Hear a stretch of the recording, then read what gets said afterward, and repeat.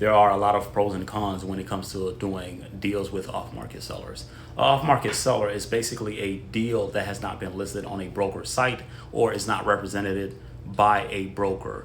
Now, the cons of doing a deal with a seller that has no legal representation, which typically occurs around less than $1 million or $1 million to $3 million in revenue businesses. Now, these kind of small businesses do not typically have attorneys on retainer.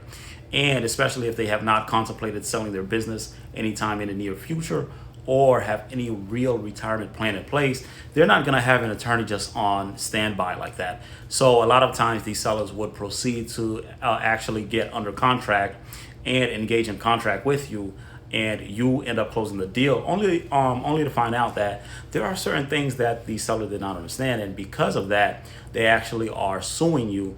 And in the event that they are suing you, the judge would actually favor with the seller, because selling and buying a business is something that is really, really complex.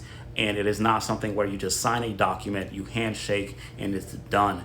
These are things that take a number of people, a team of people. You have your financial due diligence and your legal due diligence, which both of these things take a number of people to complete. So thinking you as a buyer is going to deal with a seller that has nobody on their side on a legal perspective that is advising them, you should know better. And that is why you would lose that lawsuit, because they would look at you as trying to take advantage of someone who did not know any better. You yourself as an investor have legal representation, so you should have at least advise the seller to get legal representation. So you would automatically kind of lose that case, which is why we don't deal with sellers who have no legal representation.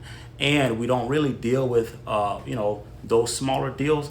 But for people who are looking at these deals, make sure that that person has a transactional attorney on board. They know what they're doing, or legal representation of any kind is better than none on the sell side. So I'm going to leave you with that, guys. Catch you later.